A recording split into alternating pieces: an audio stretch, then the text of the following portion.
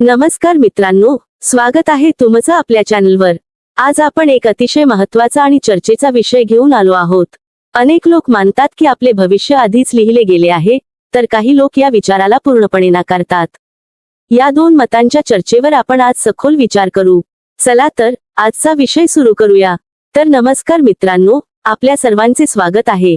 काही पौराणिक कथा आणि शास्त्रांच्या मदतीने आपण समजून घेण्याचा प्रयत्न करू की भविष्य खरंच आधीच लिहिलेले आहे की आपली कर्मच आपले भविष्य ठरवतात। तर चला आजचा विषय सुरू करूया। मित्रांनो, कृष्णाच्या कथेत आपण पाहतो की देवकीच्या 8व्या मुलाने कंसाचा वध करेल अशी आकाशवाणी होती, पण कंसाने हे ऐकून म्हणाले की तो मला तेव्हाच मारेल जेव्हा मी त्याला जन्माला येऊ देईन। या विचाराने जेव्हा देवकीला मूल होत असे, तेव्हा कंस तिथे येऊन त्या मुलाला जन्माच्या काही तासांत मारून टाकत असे। परंतु जेव्हा देवकीच्या 8व्या मुलाचा जन्म झाला तेव्हा श्रीकृष्णही जन्मला आणि नंतर त्यांनी कंसाचा वध केला। हे घडले कारण कंसाच्या मृत्यूची भविष्यवाणी आधीच केली होती, तसेच कंसाच्या जन्मापासूनच त्याचा कसा आणि कोणाच्या हातून मृत्यू होईल हे लिहिलेले होते। मित्रांनो, फक्त एवढेच नाही, या जगात जन्मलेल्या व्यक्तीबद्दलही आधीच लिहिलेले असते की ती व्यक्ती कशी जन्मेल, कोणत्या ठिकाणी जन्मेल आणि तिच्या जीवनात कोणत्या समस्या येतील, हे सर्व लिखित नियम आहेत आणि हे बदलले जाऊ शकत नाही। यासोबतच आम्ही तुम्हाला सांगतो की अनेक पौराणिक शास्त्र आणि ग्रंथ आहेत ज्यात अनेक महान व्यक्तींचे भाग्य आधीच लिहिलेले असल्याचे पुरावे आहेत। जसे की आपण रामायणात पाहतो की भगवान श्रीरामांना 14 वर्षांचे वनवास मिळणार हे आधीच ठरलेले होते, कारण यामागील कारण रावणाचा वध भगवान श्रीरामाच्या हातून होणार होता। तर तुम्हीच विचार करा की जर श्रीरामांना माता सीतेसह वनवासात जावे लागले नसते, तर रावणाचा वध श्रीरामाच्या हातून कसा झाला असता? हे सर्व कसे होणार होते, हे सर्व आधीच लिहिलेले होते। त्याचप्रमाणे प्रत्येक जीवाचे भाग्य लिहिले गेले आहे।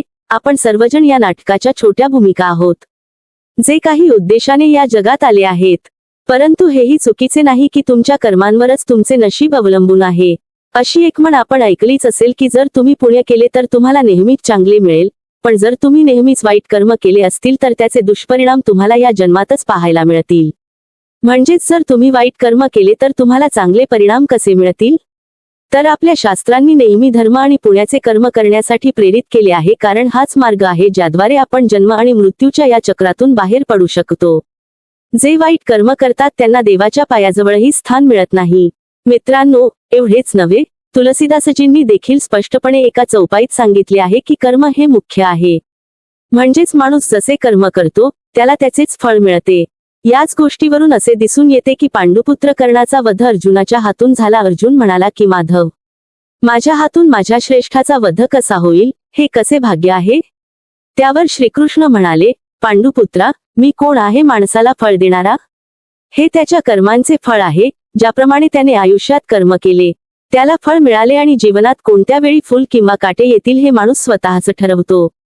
श्रीकृष्ण म्हणाले की तू धर्माचा मार्ग निवडला आणि कर्णाने अधर्माचा मार्ग निवडला, अशा परिस्थितीत मी काय करू शकतो? पण तरीही मी त्याला अनेक पर्याय दिले, पण त्याने दरवेळी दुर्योधन आणि त्याच्या मैत्रीला महत्त्व दिले। यावरून असे समजते की देव आपल्याला काही संधी देतात जेणेकरून आपण वाईट कर्मांवर पश्चात्ताप करून बरोबर राहू शकू। पण शेवटी मी असेच म्हणू इच्छितो की आपले भविष्य लिहिले गेले आहे, पण आपल्या कर्मांच्या आधारावर आपल्याला फळ मिळते। जर आपण चांगले कर्म केले तर आपल्याला जीवनात शांती आणि आनंद मिळेल। जर आपण वाईट कर्म केले तर त्याचे दुष्परिणाम आपल्याला या जन्मातच दिसतील आणि त्याचा परिणाम पुढच्या जन्मावरही नक्कीच होईल। मित्रांनो, शास्त्रांनुसार प्रत्येक जीवाचे भाग्य आधीच लिहिले गेले आहे, पण कर्माच्या आधारावरच त्याला फळ मिळते। श्रीमद्भगवद्गीता, रामायण आणि महाभारत या सर्व ग्रंथांतून हेच समजते की कर्म महत्त्वाचे आहेत। श्रीमद्भगवद्गीतेतील एक श्लोक म्हणतो की कर्मणेवाधिकारस्ते मा फलेषु कदाचन, म्हणजेच आपण फक्त कर्म करण्यावरच अधिकार आहे, फळावर नाही। तर मित्रांनो, आपल्या शास्त्रांनी नेहमी धर्म आणि पुण्याचे कर्म करण्यासाठी प्रेरित केले आहे, कारण हाच मार्ग आहे ज्याद्वारे आपण जन्म आणि मृत्यूच्या या चक्रातून बाहेर पडू शकतो। आजच्या व्हिडिओमध्ये आपण पाहिले की भविष्य आधीच लिहिले गेले असले तरी आपली कर्मच आपले भविष्य ठरवतात। जर आपण चांगले कर्म केले तर आपल्याला जीवनात शांती आणि आनंद मिळेल।